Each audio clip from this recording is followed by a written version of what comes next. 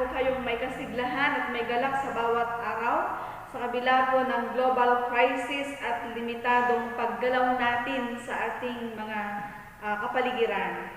Marami pong pagbabago ang nagaganap sa ating buhay ngayon, kung kaya't nararapat po na tayong lagi ay magpalakas sa presensya ng ating Panginoon sa pamamagitan po ng ating pananambahan, pakikinig sa mga mensahe at pagbubulay-bulay sa mga salita ng Diyos. Ang atin pong mensahe sa umagang ito ay pinamagatan kong, is our faith matured enough? How do we grow our faith in the midst of crisis? Sa umaga pong ito, mga kapatid, hayaan niyo po akong batiin po kayo sa pamamagitan ng Korean language. Annyeonghaseyo. Hello. Kapag tayo po ay hindi used sa mga sa salitang ito o naririnig ang ganitong salita, maaring kapag may nagsabi sa atin na annyeonghaseyo, baka pong ating nadinig ay anong sayo, at baka maisagot po natin ay malay ko sa iyo. Pero alam niyo po mga kapatid, ang salitang annyeonghaseyo ay ito ay naglalaman ng isang malalim na pakahulugan. At ang ibig sabihin po nito ay, are you in peace? Or may the peace be with you? Hindi lamang siya ordinaryong salita. Ito po ay nagpapahayag ng pagbati ng kapayapaan. Kapayapaan, a greetings of the heart, a greeting of peace, sapagkat ito po yung kailangan po natin ngayon mga kapatid. Kaya binabati ko po kayo ng kapayapaan. Dahil sa mga depressions, anxieties, stresses, burnout, fatigue, physical at mental na nararanasan po ng mga tao ngayon, kailangan po natin ang kapayapaan. Ang kapayapaan po ay napakaraming pakahulugan sa Biblia. Shalom, sa Greek word po na eirene, ibig sabihin, ito po ay completeness, success, fulfillment, wholeness, may harmony, security, well-being, inner rest, freedom sa lahat ng mga kaguluhan sa buhay, kaguluhan sa bawat nasyon, prosperity, kapayapaan ng emotions natin, at ganun din. Ibig sabihin, pag may kapayapaan, may intellectual energy ka. Ayan. Dahil alam po natin na kapag walang kapayapaan, nakaka-drain ng energy, kaya maraming nagsasabi na nakakapagod ang buhay. Kaya ito po mga kapatid, ang dapat nating ipasa sa ating mga kasama. Annyeonghaseyo.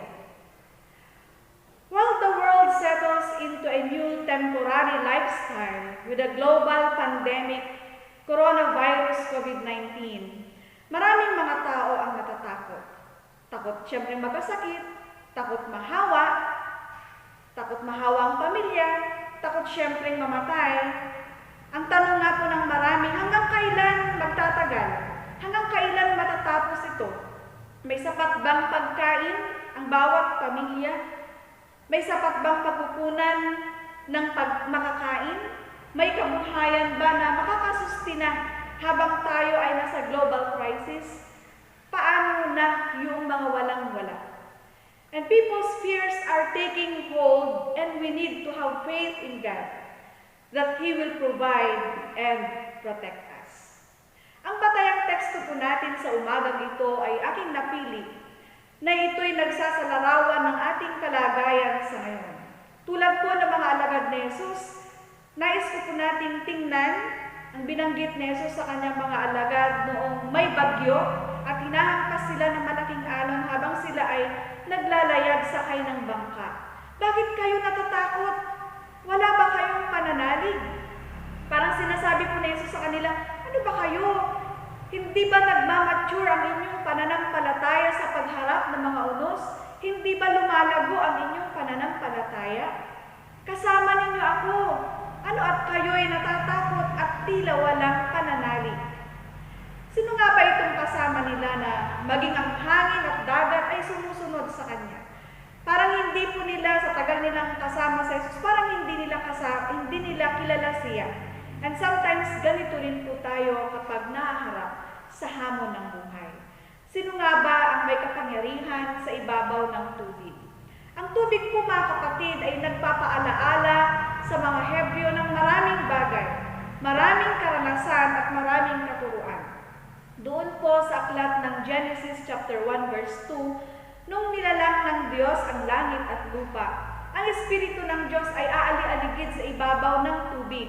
Wala siyang sariling angking anyo dahil ang tubig, alam po natin kung saan siya nailagay, magkakaroon siya ng hugis. Kung nasa baso siya, di hugis siya ng baso ang tubig. Iniaanyo nito ng tubig yung hubog, yung kinalalagyan niya. Wala ring kaayusan ang sanlibutan sa simula ng kwento ng paglikha. At sa Grego po, ang tawag po dito ay chaos, kawalang kaayusan.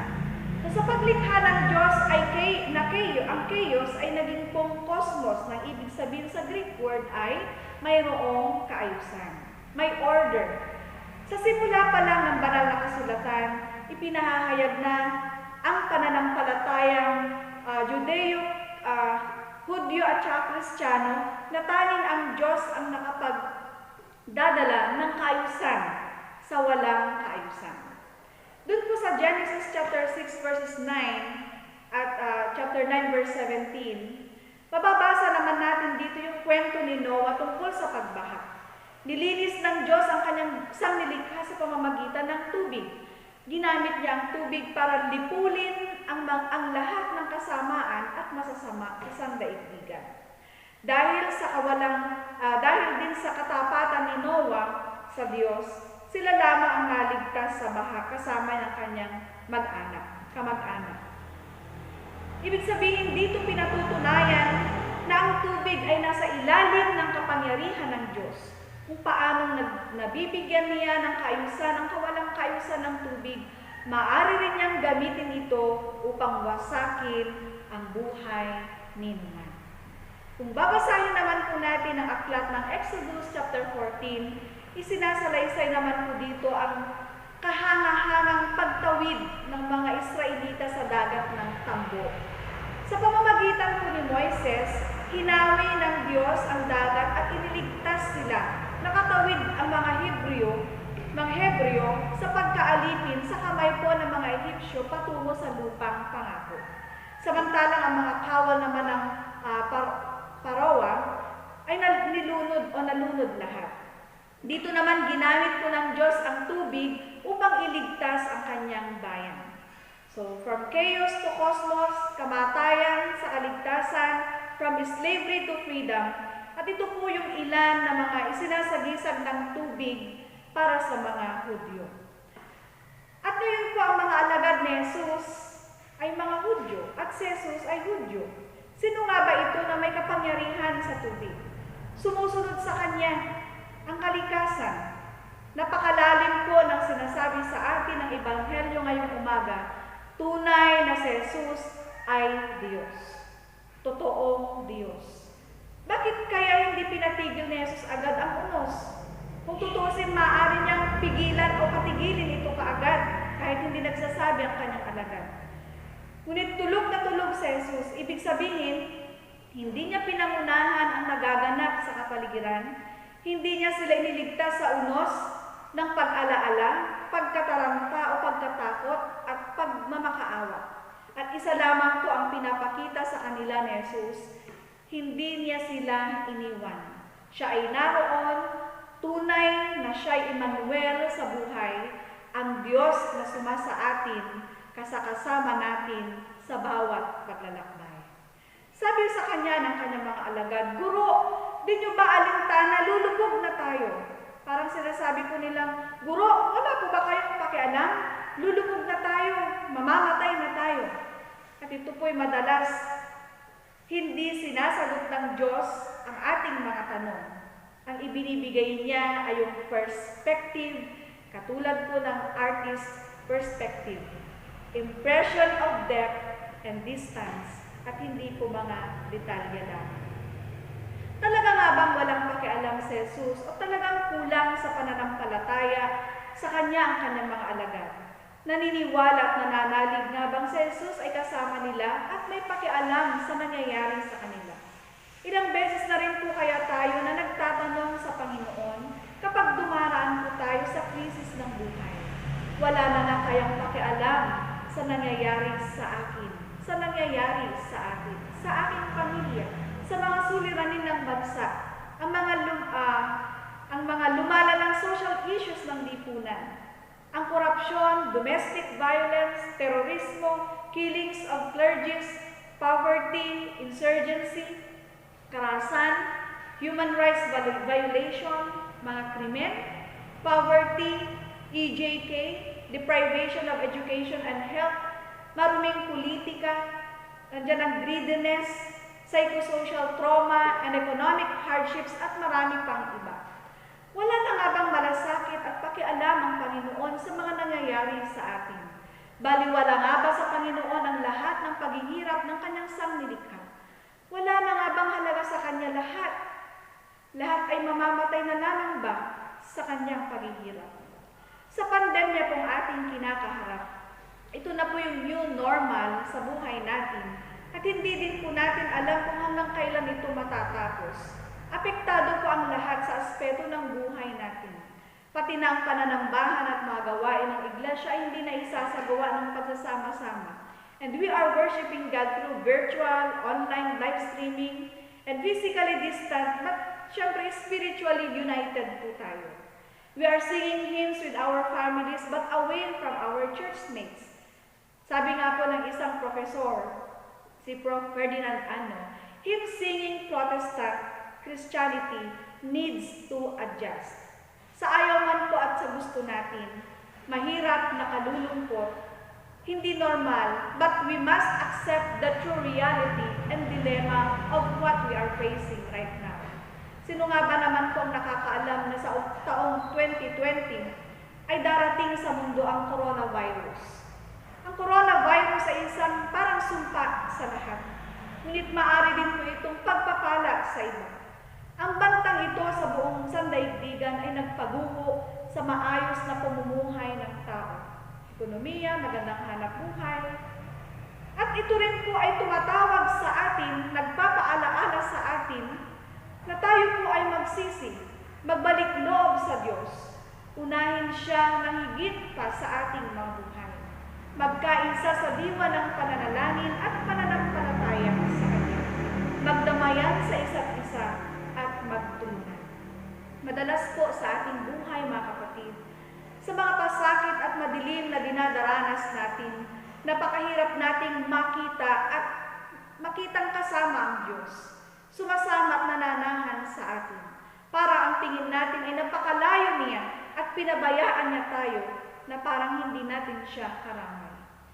Ngunit hindi hinayaan ng Panginoon na dumaraan tayo sa bagyo ng buhay upang tayo ay pasakitan lamang, kundi hinahayaan niya ang lahat ng ito upang subukan kung hanggang saan tayo sa ating pagtitiwala at pagsampalataya sa Kanya. Madalas, tayo po'y natataranta kapag may mga crisis ng buhay. Bakit di tayo lumapit sa Kanya? Ano nga ba yung pumipigil sa atin para lumapit? May mga panahong nagdududa at nag-aalinlangan pa rin tayo sa Kanyang kapangyarihan at kayang gawin sa ating buhay. Sabi nga po, hindi lahat ng dumarating na pagsubok ay nakakasama o nakakasira sa atin. May mga panahon pong ang mga pagsubok na ibinibigay sa atin ay upang tayo ay palalahanan, tapikin tayo, ugain or i-shake ang ating pananampalataya, takutin o katukin tayo ng Panginoon upang gisingin tayo sa ating mga pagkalimot, pagkatulog at pagsasantabi sa Kanya, sa kapwa at sa ating sarili. Minsan po, sadyang ginugulo ng Panginoon ang buhay natin upang kasama niya, aayusin at bubuing muli. Minsan kailangan po may wasakin ang Diyos sa ating buhay upang sa pamamagitan niya mabuo ang dapat na naroon. Ang mga hamon na ibinibigay sa atin ay naglalayo na tayo ay nais ng Diyos na mag-mature at mag-grow ang pananampalataya. Dahil maaaring kampante na tayo sa ating faith, hindi na tayo nagnanais na lumago at magbunga. Minsan baka tayo rin po'y natutulog sa gitna ng krisis. Tayo yung walang pakialam. Maaaring tayo nagbibingi-bingihan, nagbubulag-bulagan habang ang iba'y hirap na hirap sa paghahanap ng solusyon. At ang masakit, nasa iisang bangka tayo, ngunit wala tayong pakialam sa isa't isa. Kaya kapag ganito, sa halip na patahimikin ng Diyos ang unos, palalakasin pa niya ito hanggang sa tayo'y magising, matauhan, magbalik loob sa Kanya, maglingkod sa Kanya, magmalasakit at magmahal sa Kanya at sa ating kapwa. Nais ko pong i-quote ang isang prayer po ng panalangin ni Sir Francis Drake, isa pong explorer at sea captain. Disturb us, O Lord, when with the abundance of which we possess, we have lost our thirst. For the waters of life, having fallen in love with life, we have ceased to dream of eternity. And in our efforts to build a new earth, we have allowed our vision of the new heaven to be. Napakaganda po yung panalangin niya, mga kapatid. Hindi niya sinabing, ilayo mo kami, Panginoon, sa mga bagyo ng buhay. Kundi, ugain mo kami, paalalahanan mo kami, disturb us, O Lord. Upang kami ay magkaroon ng pagnanais na mauhaw sa mismong tubig ng buhay. Habang tayo po ay dumadaranas ng malawakang pagsubok, hayaan po nating mag-mature at mag-grow ang ating pananampalataya.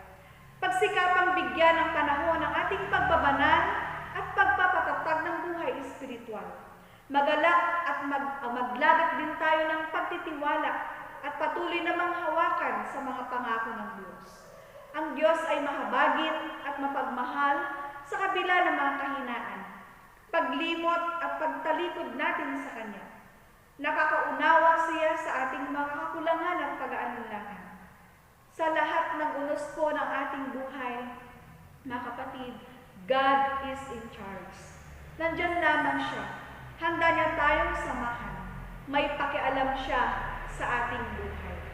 Ang Diyos Ama ay may malasakit sa ating kapakanan at kinabukasan. Patuloy niya tayong inaalagaan sa pamamagitan ng pagpapanatili at pagpapalago ng Kanyang sangnilikha.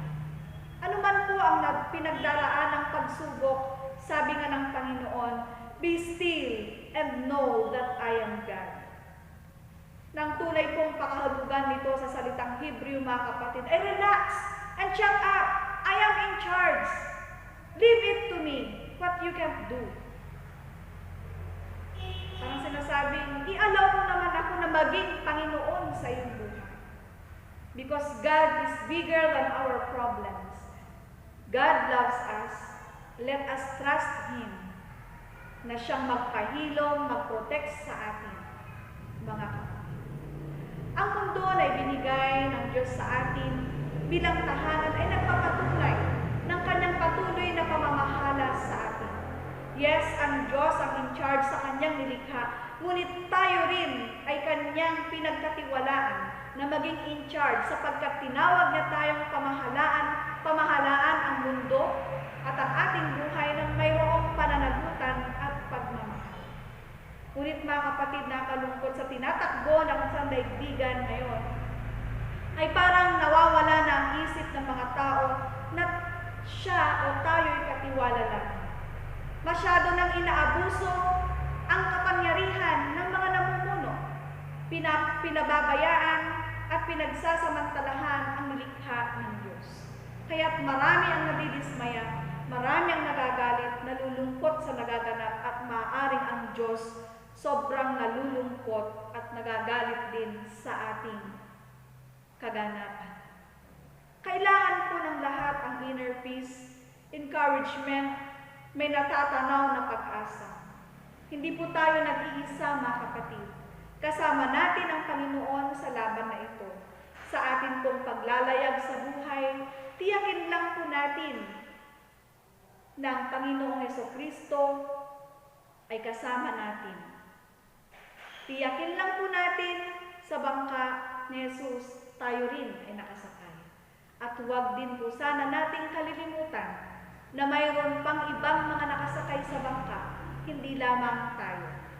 Anumang uri ng unos ang dumarating sa ating buhay, magdamayan po tayo. at magmalasakitan. Gaano mang katindi ang bagyong bumabayo sa ating buhay, manalig po tayo sa ating Panginoong Hesukristo. Nasa bangka ang Diyos, kasama natin siya, kaisa at karamay. At nawa, habang tayo naglalakbay na kasama natin siya, patuloy po tayong nagmamature ang ating pananampalataya. Patuloy na lumalago ang ating pananampalataya. Ito po ay magbunga ng mabuti. Mga kapatid, muli, akin po kayong babatiin. Annyeonghaseyo.